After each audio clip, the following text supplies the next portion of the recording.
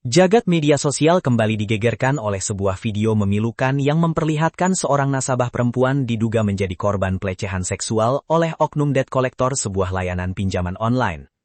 Peristiwa kelam ini mencuat ke publik setelah beredar rekaman video yang memperlihatkan aparat kepolisian mengamankan seorang pria dari sebuah kamar kos di wilayah Purworejo, Jawa Tengah. Video penggerebekan tersebut diunggah langsung oleh Auditor Kepolisian Madya Tingkat 2 Itwasum Polri, Kombes Pol Manang Subeti melalui akun Instagram pribadinya pada Kamis 23 Juli 2026 lalu. Berdasarkan keterangan resmi, peristiwa ini bermula saat seorang suami berinisial RW berusia 29 tahun melaporkan keberadaan istrinya, UH, yang tengah berada di dalam kamar kos bersama laki-laki lain. Belakangan terungkap, pria tersebut adalah seorang oknum penagih utang atau debt collector berinisial LSH. Tragisnya, dari pengakuan korban, dirinya terpaksa menuruti nafsu bejat pelaku demi melunasi utang pinjaman online yang melilitnya. Kasat Reskrim Polres Purworejo AKP Dwiyono membenarkan adanya laporan terkait dugaan kasus pelecehan tersebut. Pihak kepolisian bergerak setelah menerima laporan dari suami korban yang meminta pendampingan untuk mencari keberadaan istrinya pada Selasa 21 Juli 2026 lalu. Petugas dari Polsek Bayan kemudian melakukan pendampingan dan mendatangi sebuah rumah kos di daerah Bayan. Di sanalah sang istri ditemukan di dalam kamar bersama oknum debt collector tersebut. Hasil penyelidikan awal polisi mengungkap bahwa korban memiliki utang pinjaman online sekitar 4 juta rupiah. Awalnya, korban ditagih secara intensif melalui pesan singkat WhatsApp hingga akhirnya didatangi langsung oleh pelaku ke lokasi. Nahas, korban tinnya berkembang liar ke arah intimidasi dan dugaan pelecehan seksual. Demi utangnya dianggap lunas, korban pun dipaksa melakukan hubungan intim. Merespons peristiwa memilukan ini, pihak kepolisian dengan tegas meminta seluruh perusahaan pinjaman online dan pihak penagih utang untuk segera menghentikan praktik penagihan yang tidak beretika serta berpotensi melanggar hukum. Kepolisian menegaskan proses penagihan utang harus dilakukan sesuai aturan dan tidak boleh disertai intimidasi, ancaman, apalagi tindakan yang merendahkan martabat kemanusiaan. Hingga saat ini, penyidik Polres Purworejo masih terus mendalami kronologi kejadian serta mengumpulkan alat bukti dan keterangan dari para pihak yang terlibat. Pihak kepolisian memastikan akan menindak tegas setiap pelaku yang terbukti melakukan pelanggaran hukum. Kasus ini kini masih dalam tahap penyelidikan mendalam untuk memastikan unsur tindak pidana sesuai ketentuan hukum yang berlaku. Saya itu dihubungi untuk ditagih soal pinjaman di Kredivo. Setelah itu, dia berusaha menemui saya. Setelah saya temui, terus dia juga meminta tenggang waktu selama 1 minggu. Tapi belum ada waktu 1 minggu, dia itu menagih saya di hari kedua. Setelah itu, dia memaksa saya untuk bertemu dan saya juga menemui dia di malam hari, lebih tepatnya pukul 18.30.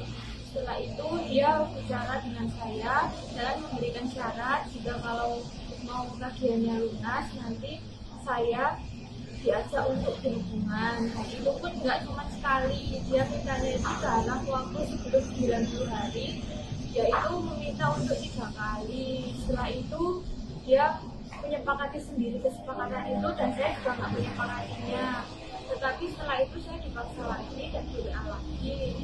Dan saya juga ke WA dia pun responnya, saya tetap nggak punya uang. Gimana pun saya juga mau nyicil, tapi besok kalau saya sudah punya uang kembali, tapi dia tetap memaksa. Dan di akhirnya, di hari ini, saya tuh ditelepon terus selama berapa kali sama tidak tersebut untuk bertemu di depan Indomaret, alun-alun. Setelah itu, saya pun kesana di gerabkan dengan pelaku. Setelah itu, pelaku pun bertemu dengan saya di Indomaret. Lalu berbicara soal tagihan tersebut. Jika tagihan itu mau lunas, ya harusnya melakukan perbuatan seperti itu. Dan saya pun tidak mau juga, tapi saya tetap dipaksa untuk melakukan itu. Setelah itu, saya juga berbicara setelah dipaksa dan saya juga mau nggak mau, gimana pun, terus dia memaksa saya, menggrabkan saya lagi menggunakan aplikasi online itu dan dibawa ke tempat kosnya. Tempat kosnya itu di lokasi Bayan. Dan itu saya sempat ketakutan dan saya sempat ke toilet dulu dan itu agak lama karena saya juga takut kalau dia melakukan dengan paksa. Terus saya juga sempat dipegang-pegang tak bagian paha dan bagian tangan juga, dan saya juga dipaksa untuk mengikat bahunya dan bagian belakangnya saya pun tidak mau. Kejadian dugaan pelecehan yang dilakukan oleh bill collector atau debt collector dari pihak ketiga Kredivo. Sebenarnya bukan pihak ketiga juga, itu adalah pihak vendor penagihan yang masih berafiliasi secara langsung dengan Kredivo. Ya, nanti akan saya spill siapa direkturnya dan direktur operasional di mana, dia hubungannya apa dengan PT DAK ini, dan apa hubungannya juga dengan PT TIN. Ya, nanti saya sudah ada bahannya. Artinya begini, dalam POJK 22 tahun 2023 pasal 61 ayat 5 jelas dicantumkan bahwa pihak PUJK pelaku usaha jasa keuangan wajib bertanggung jawab terhadap tindakan-tindakan yang dilakukan oleh penagihan pihak ketiga. Ya, tidak bisa lepas tangan.